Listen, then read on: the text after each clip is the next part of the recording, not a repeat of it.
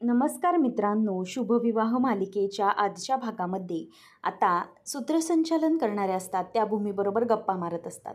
Sankarshan photo काढण्यासाठी गेलेला असताना पब्लिक म्हणजेच जे मीडियावाले असतात ते आकाशकडे वळतात. आकाशला प्रश्न विचारत असतात की सर, आम्हाला काहीतरी सांगा, हे सगळं काय आहे? भूमी महाजन ही तुमची पत्नी आहे, मग ती डॉक्टर संकर्षण यांच्याबरोबर पुरस्काराला कशी काय उपस्थित राहिली? नेमकं हे सगळं काय आहे? तुमचा घटस्फोट झाला आहे का? किंवा घटस्फोट होण्याच्या आधीच हे सगळं झालं आहे का? असे सगळे प्रश्न आकाशला ते विचारत असतात. भूमीची तिरक्या नजरेने त्यांच्याकडेच नजर असते. आकाशला याचा त्रास होत असतो. त्यावेळेला मग आता आकाश डोक्याला हात लावत असतो. अथर्वला या सगळ्याचा खूप राग येत असतो. अथर्व म्हणतो की 1 मिनिट थांबा, तुम्हाला काही कळतंय की नाही? तुम्हाला इतकी तर माहिती असेलच ना की आताच त्यांच्या ब्रेनची सर्जरी झाली आहे, त्यामुळे प्लीज तुम्ही त्यांना नको नको ते प्रश्न विचारू नका. तरीही ते म्हणतात की हो, आम्हाला माहिती आहे, परंतु तरीही आम्हाला बेसिक प्रश्न तर विचारावेच लागतील. त्यावेळेला सूत्रसंचालन करणारे असतात त्या म्हणतात की चला, तुम्ही आलात त्याबद्दल थँक्यू, पण प्लीज आता इथून निघा. ती त्यांना घालवून लावते. तर आकाशला दिसतं भूमी चाललेली आहे. आता आकाश तिथून निघतो. मी जरा आलोच फ्रेश होऊन असं म्हणून तो तिथून निघतो आणि भूमीच्या मागे मागे जायला बघतो. त्यावेळेला तिचं लक्ष हे जातं आकाशकडे आणि आकाश हा भूमीकडे चालला हे कळतं. त्यावेळेला आता भूमी आणि आकाश हे दोघंजणही लिफ्टमध्ये असतात. तेव्हा भूमी लिफ्टमध्ये गेल्याबरोबर आकाश पटकन तिथे जातो आणि मग आकाश म्हणतो की थांब भूमी. तेव्हा भूमी म्हणते की आकाश प्लीज तू असं करू नकोस, मला जाऊ दे. परंतु आकाश तिचं काहीही ऐकत नसतो. आता रागिनी म्हणते की 1 मिनिट मीही जरा जाऊन येते, हां फ्रेश होऊन येते, असं म्हणून ती पण तिथून निघून जाते. त्यानंतर आता आकाश भूमीचा हात धरतो आणि तिला पुढे घेऊन येतो आणि ती म्हणते की आकाश, अरे हे काय चाललं आहे तुझं? तेव्हा तो म्हणतो की भूमी, हे बघ प्लीज माझ्याबरोबर चल. तेव्हा मग तो तिचा हातात हात धरून घेऊन चाललेला असतो. ती ऐकत नसते, तरीही जबरदस्तीने तो हात धरून घेऊन जातो. रागिनी आता विचार करते की हा भूमीला कुठे बरं घेऊन गेला असेल? तेव्हा मग आकाशला भूमी ही म्हणते की आकाश, हे काय केलं आहेस तू? तेव्हा आकाशने तिला एका ठिकाणी आणून ठेवलेलं असतं आणि म्हणतो की भूमी, आत्ता मला सांग खरं खरं की काय झालं आहे आज? हे कसं वागलीस असं तू? तेव्हा मग ती म्हणते की आकाश, मी तुला या अगोदरही सांगितलं आहे, तू कशाला मला सारख्या सारख्या त्याच त्याच गोष्टी आठवायला लावतोयस? आकाश म्हणतो, भूमी नाही, तू काहीतरी चुकीचं वागतेस, असं नाही वाटत आहे का तुला? आज तू हे सगळं कसं करू शकलीस? तुला माहिती आहे आपलं एकमेकांवर किती प्रेम आहे ते, आणि तुझ्या बाबतीत मी किती पॉझिटिव्ह आहे हे पण तुला माहिती आहे. तरीही तू आज माझ्याशी असं वागलीस. माझ्याशी असं वागताना तुला काहीच कसं वाटलं नाही गं? नेहमी तुझ्या या आकाशचा तू विचार करायचीस ना, परंतु आज आज असं काय घडलं ज्याने तू माझ्याबद्दल इतकं दगडासारखं वागायला लागलीस आणि दगडाचं मन केलं होतंस आज गं भूमी? तू माझ्यासमोर तू त्या संकर्षणबरोबर पुरस्कार सोहळ्याला हजर राहिलीस, त्याच्याबरोबर तू स्टेजवर येऊन पुरस्कार घेतलास. त्यावेळेला मला काय वाटलं याचा जराही विचार तुला करावासा वाटणार नाही का? सगळ्यांसमोर तो संकर्षण तुला बायको त्याची म्हणून संबोधत होता. सगळ्यांसमोर तुझ्याबरोबर तो उभा होता. त्यावेळेला मला काय वाटलं याचा जराही तुला विचार केला नाही का? या अर्थाने तुला मी दगडाची झालीस असं म्हणालो. भूमी, हे खरंच कळत नाही आहे, तू हे इतकं चुकीचं का वागतेस? अगं तू अशी नाही आहेस. मी ज्या भूमीला ओळखतो ती ही माझी भूमी नसूच शकते. त्यामुळे प्लीज भूमी, असं वागणं आता सोडून दे. नेमकं जे काही आहे ते कारण मला सांग तू आणि सगळा संपव आता. बस झालं, मला ना या सगळ्याचा खूप कंटाळा आलेला आहे. अगं भूमी, तू हे जे काही वागते हे तुझ्या स्वभावाच्या पूर्णपणे विरोधात वागतेस, माहिती आहे का तुला? आम्हाला सगळ्यांना माहिती आहे की आमची भूमी अशी नसूच शकते.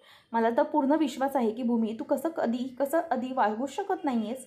तेव्हा मग आता तो म्हणतो की भूमी, परंतु खरंच आज तुला मानलं पाहिजे होतं. आता तो टाळ्या वाजवायला लागतो आणि म्हणतो की भूमी, मला पुन्हा कळून चुकलं आहे, तू जे काही वागतेस ना ते पूर्णपणे खोटेपणाने वागतेस. तू हे जे काही त्याच्याबरोबर करतेस ते खूप चुकीचं आहे, हे तू करू शकत नाही. तेव्हा भूमी म्हणते की आकाश, तुला मी का सांगितलं आहे? प्रत्येक वेळेला तुला किती वेळा सांगू मी? अरे त्यांच्याबरोबर माझं प्रेम आहे, आम्ही सहकुशीने राहतोय. तुला आम्ही तेव्हाही सांगितलेलं आणि आत्ताही सांगते, सारखं सारखं मला विचारू नको. तेव्हा आकाश म्हणतो की का नको विचारू? मी भूमी तुला पूर्णपणे ओळखतो आणि तुलाही माहिती आहे की या सगळ्याचा माझ्यावर काय परिणाम होत असेल ते, परंतु तरीही तू ते समजूनच घ्यायला तयार नाहीस. का असं वागतेस भूमी? अगं मला कळतं आहे की हे तू वागूच नाही शकत, कारण मी ज्या भूमीला ओळखतो ती भूमी माझ्याबरोबर असं कधीच करू शकत नाही. कारण माझं मन ती प्रत्येक वेळेला जपायची, प्रत्येक वेळेला माझ्या मनाचा विचार करायची. परंतु आता असं काय झालं आहे की तू अगदी दगडाची झाली आहेस आणि माझा कसलाच विचार करत नाही आहेस तू. तेव्हा माझ्याबरोबर काय होतं ते हे मी तुला कसं सांगू? जेव्हा तू त्या संकर्षणबरोबर हातात हात घालून आलीस तेव्हा मला खरंच असं वाटत होतं की वीज पडावी आणि मी खरंच जळून खाक होऊन जावं. नाहीतर जेव्हा तू त्याला असं हाताला हात धरून पुरस्कार सोहळा घेण्यासाठी आली होतीस त्यावेळेला मला असं वाटत होतं की एकतर धरणीने मला आतमध्ये घ्यावं, दुभंगून घ्यावं, हे सगळ्या गोष्टी मला अशा होत होत्या. तेव्हा तू अगदी आनंदपणाने त्याच्याबरोबर उभी होतीस. सांग मला आता कारण सांग. हे का करतेस तू मला समजलं पाहिजे. भूमी आता त्याच्यावर ओरडते आणि म्हणते की आकाश बस झालंय आता. मी किती वेळा तुला त्याच गोष्टी सांगणार आहे. मी तुला सांगितलं आहे की मी संकर्षणबरोबर राहणार आहे. आता इथून पुढे या निर्णयात काहीच बदल होणार नाही आहे. मग तू का मला पुन्हा तेच विचारतोस सारखं. तुझ्या सारख्या या विचारण्यामुळे माझं उत्तर तर बदलणार नाही आहे ना. प्लीज नको करूस, मला त्रास देऊ नकोस हे सारखं विचारून. तेव्हा मग आकाश म्हणतो की भूमी हे बघ, मला एक गोष्ट चांगलीच कळते की तू जी काही वागतेस ना, कुठल्या तरी दबावाखाली वागतेस. त्यामुळे तुझं माझ्यावरचं प्रेम तसूभरही कमी झालेलं नाही आहे, मला चांगलंच दिसतंय. तू मला कितीही खोटं वागून दाखवण्याचा प्रयत्न करते संकर्षणबरोबर, तरीही मी एकच समजेन की नाही, तुझं माझ्यावर प्रेम आहे. तेव्हा मग ती म्हणते की आकाश बस झालंय आता. आता ना मला सारखं तेच बोलून खूप कंटाळा आलेला आहे. भूमी निघून जात असताना आकाश तिला धरतो आणि म्हणतो की भूमी थांब, मला माझ्या प्रश्नाचं उत्तर हवं आहे. तेव्हा मग ती म्हणते की कसला प्रश्न, कसलं उत्तर.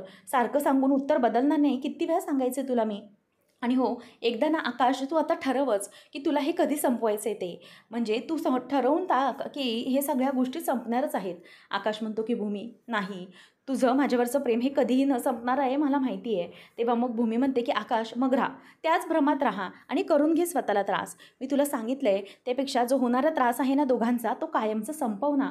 आणि कायमचा मला घटस्फोटावर सही कर पेपरवर आणि मलाही मोकळं करून टाक. असं आता ती पटकन त्याला बोलून दाखवते. त्यावेळेला आकाशला भूमी जे काही बोलते त्यामुळे प्रचंड आता धक्का बसतो. भूमी म्हणते की बस हेच ऐकायचं होतं ना तुला. कितीही काय झालं तरीही माझ्यावर कोणताही दबाव नाही आणि मी हे आनंदाने वागते, लक्षात घे. मला नाही राहायचं आहे तुझ्यासोबत. त्यावेळेला मग आता आकाश म्हणतो की ठीक आहे भूमी, तुला मी इतक्यांदा विचारतोय तरी एकदाही तुम्हाला खरं काय ते सांगत नाही आहे.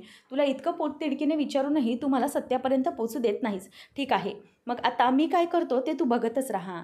मी असं काहीतरी करेन जेणेकरून तुला हे सत्य तुझ्या तोंडून मला स्वतःला येऊन सांगावंसं वाटणार आहे.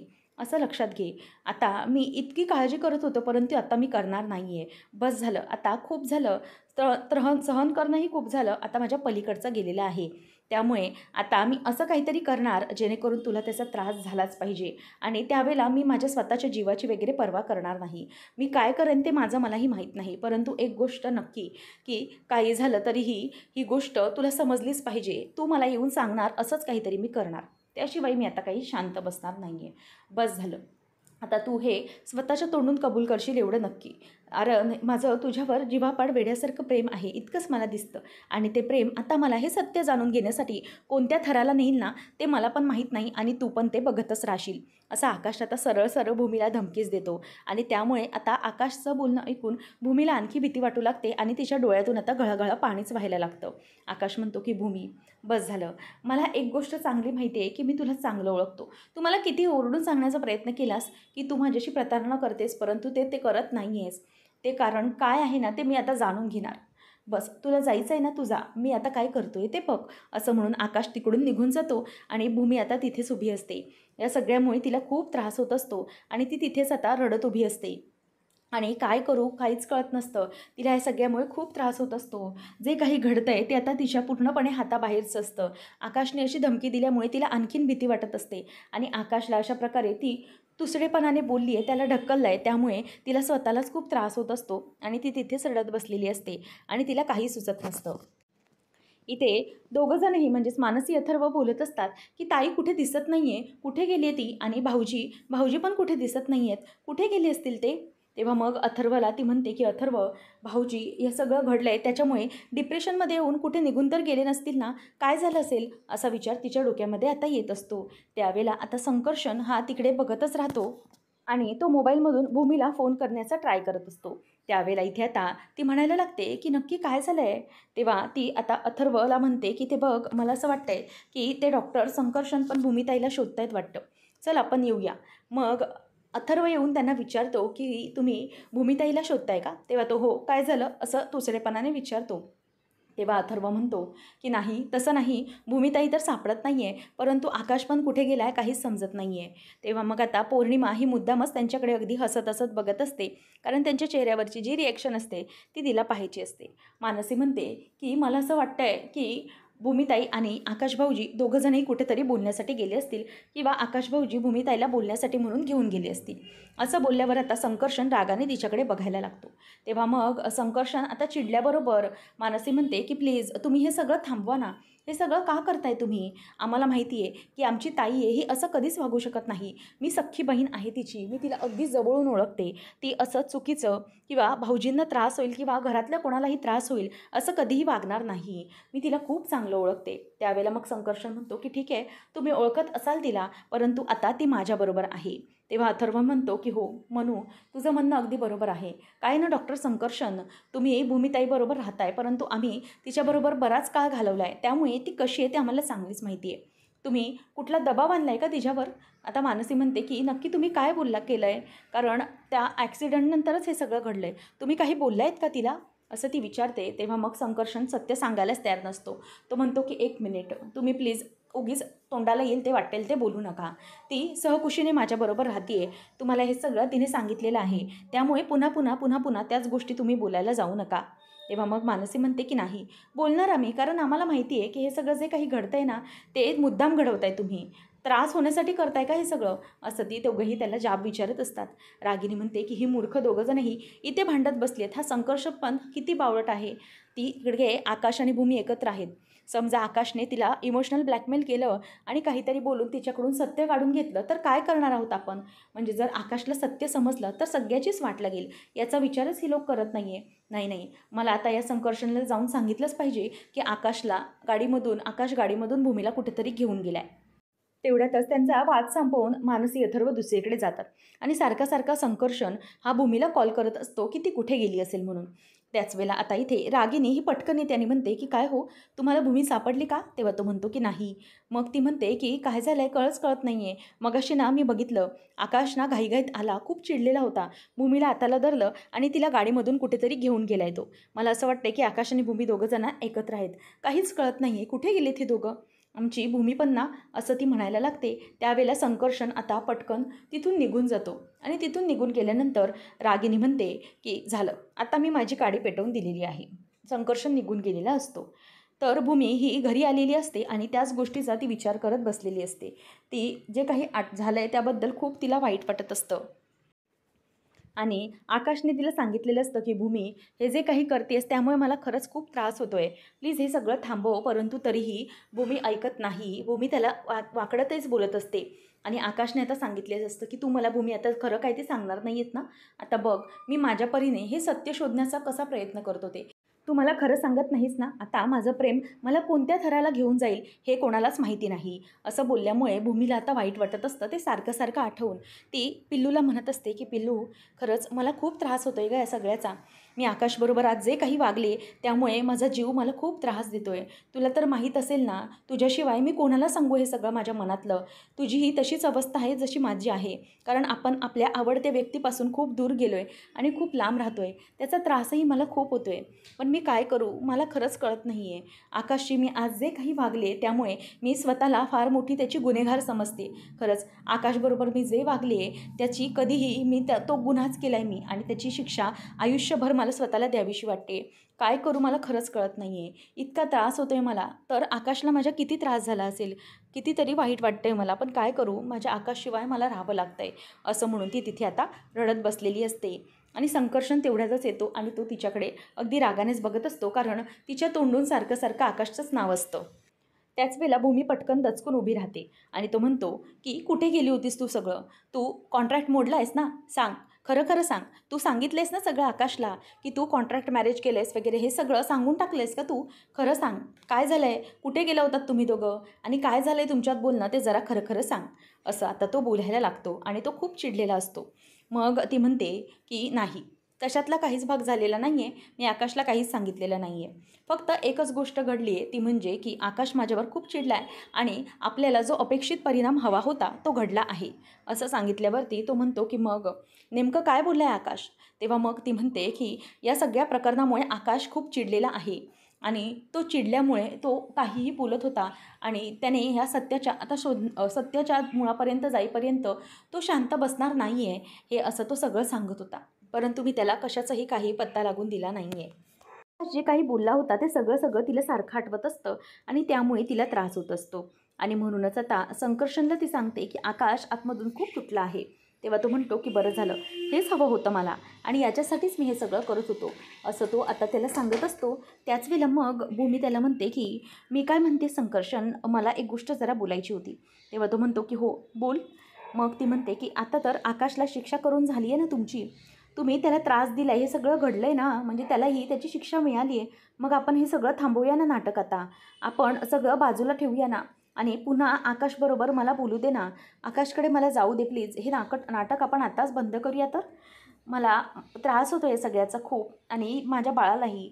तेव्हा मग आता लगेच तो म्हणतो की 1 मिनिट, बंद पडायचं, एकदम काहीच बोलायचं नाही, हे सगळं तू ठरवायचं नाहीस. या सगळ्याची सुरुवात मी केली आहे आणि मलाच ठरवायचं आहे आणि शेवटपर्यंत मला हे सगळं थांबवायचं नाही आहे.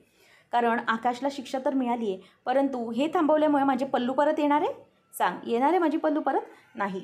तर तुला इथे राहावंच लागणार आहे माझ्या ओजससाठी. आणि एक गोष्ट नक्की की तू तुझ्या परीने प्रयत्न करत नाही आहेस. त्या आपल्या ओजसच्यामध्ये काहीच डेव्हलपमेंट दिसत नाही आहे. एकच गोष्ट आहे ती म्हणजे की तू या सगळ्याला अजूनही सुरुवात केलेली नाहीस. त्यामुळे लवकरात लवकर ओजसबद्दल आहे ती डेव्हलपमेंट मला दिसली पाहिजे. त्याच्या चेहऱ्यावर फक्त मला एक स्माईल बघायची, बाकी काही नाही. त्यासाठी तू काहीही कर मला माहीत नाही, परंतु माझ्या मुलाला आनंदी मला झालेलं बघायचं आहे. आय होप तू समजू शकतेस मला काय म्हणायचं आहे ते. जर तो आनंदी झाला तर मला असं वाटेल की पल्लूच आली आहे इकडे. मग हे ऐकल्यानंतर आता भूमी गप्प बसते. काय बोलायचंही तिला काहीही कळत नाही. तिला आता खरं तर त्याचा खूपच राग येत असतो. आता आकाश हा घरी असतो आणि भूमी जे जे काही म्हणाली आहे त्या गोष्टी सतत डोक्यात फिरत असतात. आकाश काही झालं तरीही मी तुझ्याकडे आता परत येणारच नाही आहे, हे सगळं आता त्याला आठवत असतं. रागिनी आतमध्ये येते आणि ती आकाशची मज्जा बघण्याचा विचारानेच आतमध्ये प्रवेश करत असते. आता सगळेजण आलेले असतात. आकाशला रागिनी म्हणते की काय रे, काय झालं? भूमीने काही सांगितलं का? काही बोलली का भूमी? तेव्हा मग तो म्हणतो की नाही आत्या, मी तिला हर प्रकारे विचारलं, सगळ्या प्रकारे तिला विचारलं, परंतु ती काही मला सांगायलाच तयार नाही आहे. किती प्रयत्न केले परंतु एक शब्द ती तोंडातून काढत नाही आहे. त्यावेळेला मग आता लगेच ती म्हणते की काय चाललं आहे का या भूमीचं? अथर्व मानसी पण आलेले असतात. ती म्हणते की नाही, मला तर ना खूप राग येतो आहे भूमीचा. हे असं का वागते ती, कशासाठी वागते ना, मला खरंच कळत नाही आहे. तेव्हा मग आकाश म्हणतो की बस झालं आत्या, आता मी हे सगळं सहन करू शकणार नाही आहे. मला आता भूमीकडून हे सगळं सत्य काढून घ्यावंच लागणार आहे, असं तो बोलत असतो. मग ती म्हणते की हो ना, खरंच मला कळत नाही ताई असं का वागते आहे. ताई अशी कधीच नव्हती, परंतु हे असं काय घडतं आहे जेणेकरून ताईला असं सगळं वागावं लागतं आहे. मला तरी विश्वासच बसत नाही आहे की आपली ताई हे असं वागू शकते. त्यावर मग रागिनी पण मुद्दामच बोलते की हो ना, भूमीवर किती विश्वास होता आपला, परंतु या विश्वासाचा विश्वासघात कसा केला तिने काहीच कळायला मार्ग नाही आहे. खरंच समजत नाही आहे. पण आता ना बस झालं, तिने हे सगळं नाही केलं पाहिजे. आकाशला किती त्रास होतो आहे हे तिला कळत नाही आहे का? किती मनस्ताप होतो आहे आकाशला. बस झालं, आता मात्र ना तिचं नाव नाही काढायचं. तेव्हा आकाश भूमीचे सगळे असलेले फोटोज असतात लग्नाचे आणि बाकीचे सगळे त्यांचे सोबतचे, ते सगळे फोटोज तो आता भिंतीवरून काढून टाकत असतो. त्यावेळेला मग ती म्हणते की बरं झालं आकाश, काढ त्या फ्रेम्स इकडे. काहीच आठवणी नको आहेत भूमीच्या या घरामध्ये. अशा काही गोष्टीच नको जेणेकरून तुला आणखी त्रास होईल आणि तू आणखी विचार करत बसशील. त्यामुळे आण त्या फ्रेम सगळ्या काढूनच टाकतो, असं रागिनी आता त्याला बोलत असते. त्यावेळेला मग तो म्हणत असतो की हे बघ आत्या. तेव्हा मग ती काही बोलायच्या आतच त्या फ्रेम घेऊन जाते आणि त्या खाली फेकून देते आणि आकाश आणि भूमीच्या फ्रेमला जाळण्याचा प्रयत्न करते. त्यावेळेला आकाश तिथे येतो आणि ती जी काडीपेटी पेटवलेली असते ती फुंकर मारून फुंकून टाकतो. तेव्हा मग रागिनीला राग येतो. ती म्हणते काय झालं? तेव्हा तो सांगायला सुरुवात करतो की आत्या, हे बघ, मला हे फोटो फ्रेम जाळायचे आहेत किंवा ह्याच्यासाठी मी काढलेले नाही आहेत. हे फोटो फ्रेम काही दिवसांसाठी मी इथून भिंतीवरून काढून टाकलेत. कारण किती काही झालं तरी भूमीला समजलं पाहिजे की या सगळ्या गोष्टींचा मला किती त्रास होतो आहे. परंतु एक गोष्ट नक्की, मी ज्या दिवशी भूमीला परत आणेन त्या दिवशी या फ्रेम मी परत लावेन आणि त्यासाठीच मी हे फ्रेम काढले आहेत. जेव्हा मी परत येणार तेव्हाच या फ्रेम मी आता लावणार, असं तो बोलून दाखवतो. आणि मानसीलाही हे ऐकून खरंच खूप बरं वाटतं. रागिनी मनात विचार करते की काय आहे हा माणूस, किती आशावाद असावा. म्हणजे बायको इतकं दाखवते की ती त्याच्याबद्दल विचारच करत नाही, तरीही हा मात्र तिच्याच मागे मागे नुसता आहे. काय करायचं असं म्हणून आता रागिनीही विचार करत असते. आणि ओजसचे आजोबा ओजससाठी दुधाचा ग्लास तयार करत असतात, दूध गरम करून ओतत असतात. त्यावेळेला भूमी तिथे येते आणि म्हणते की काका काय करताय तुम्ही, ओजससाठी दुधाचा ग्लास तयार करताय? तेव्हा मग तो म्हणतो की हो, काय ना ओजसला चॉकलेट मिल्क आवडतं म्हणून त्याला ते तयार करतोय. तेव्हा पटकन भूमीला आठवतं आकाश हा जेव्हा मानसिक रुग्ण होता त्यावेळेला त्यालाही असंच चॉकलेट मिल्क आवडायचं. ती त्याला विचारत होती की तुला काय हवं आहे? तेव्हा तो म्हणतो की मला ना चॉकलेट मिल्क आवडतं. तेव्हा ती म्हणते की एवढंच ना, तुला चॉकलेट मिल्क आवडतं, देते मग मी तुला. असं म्हणून ती जी दुधाची पावडर, दुधामध्ये ती चॉकलेटची कोको पावडर असते ती मिक्स करते आणि प्यायला देते. त्यावेळेला मग आता ती म्हणते की या काका मी बनवते. तेव्हा मग तो म्हणतो की अगं तसं नाही, परत तो तुझ्या हाताने. मग ती म्हणते की नाही काका, कसं आहे ना, काही झालं तरी आता त्याला सवय व्हायला हवी ना. म्हणजे मी त्याच्यासाठी सगळं हे काही करणार, तर त्याला या सगळ्याची सवय व्हायला हवी. म्हणूनच मी म्हटलं की तुम्ही ह्या बाजूला मी पटकन चॉकलेट मिल्क बनवते आणि त्याला देऊन येते. किती काही झालं तरी त्याला हे पियावंच लागेल. आणि काय ना, आपल्यावर आता कळतंय की काय प्रसंग आहे त्यामुळे. म्हणून आपण त्या मुलाबद्दल विचार केला पाहिजे. त्याची आई नाही आहे, परंतु त्याच्या आयुष्यात सुखाचे क्षण तर आले पाहिजेत ना. त्याचा प्रयत्न झालाच पाहिजे. म्हणून मला असं वाटतंय की मी बाकीच्या गोष्टी बाजूला ठेवून मला ओजसवर लक्ष द्यायचं आहे. जेणेकरून मी जर त्याला व्यवस्थित लक्ष दिलं तर तो आनंदी राहील, सुखी राहील. म्हणून मला त्याचं व्यवस्थित करायचं आहे. तुम्हाला पटतंय ना? तेव्हा ते म्हणतात की हो, हो बाळा, तुझं म्हणणं अगदी बरोबर आहे, पटतंय मला. आपल्या ओजसलाही आनंदी राहण्याचा तेवढाच अधिकार आहे. त्यामुळे त्यालाही हा सगळा आनंद मिळू दे आणि सगळं काही व्यवस्थित होऊ दे, असं भूमी त्यांना सांगत असते आणि त्यांनाही पटतं. ते बाजूला होतात. पुढच्या भागात आपण पाहणार आहोत. आता आकाश हा मनूला म्हणत असतो की मानसी, मला असं वाटतंय ना की काहीतरी चुकीचं घडतंय. मला असं वाटतंय की क्षितिजा आहे ना, तिला माझी खरंच खूप आठवण येते आणि ती माझी आठवण काढते. असं आता ती म्हणत असताना इथे पिल्लू रडतच असतं आणि आकाशला अगदी बरोबर वाटलेलं असतं. त्यानंतर मग आकाश सांगत असतो की नाही, काही केलं तरी मला तिच्यापर्यंत गेलंच पाहिजे. मला मनात खूप धाकधूक होत आहे की खरंच ती कुठल्या तरी संकटात आहे का, असं वाटतंय. भूमी आता पिल्लूला शांत करत असते, परंतु ती काही शांत होत नाही. संकर्षण म्हणत असतो की काय झाले तिला, नक्की कशासाठी रडते ती इतकी. परंतु ती म्हणते की नाही ना, मला खरंच काही कळत नाही आहे ती इतकी कशासाठी रडते ते. काय होते कशासाठी तेही कळायला मार्ग नाही आहे. तेवढ्यातच आता संकर्षण पण तिला घेत नाही, परंतु आकाशने आता पिल्लूला घेतलेलं असतं आणि ती आता तिला शांत करत असते.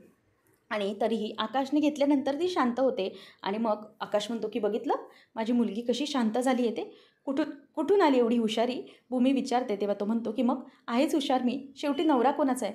असं म्हटल्याबरोबर भूमी आता आकाशकडे बघतच राहते. आता नेमकं पुढे काय होणार पाहणं रंजक ठरेल. अशाच अपडेट्ससाठी चॅनलला नक्की सबस्क्राईब करा.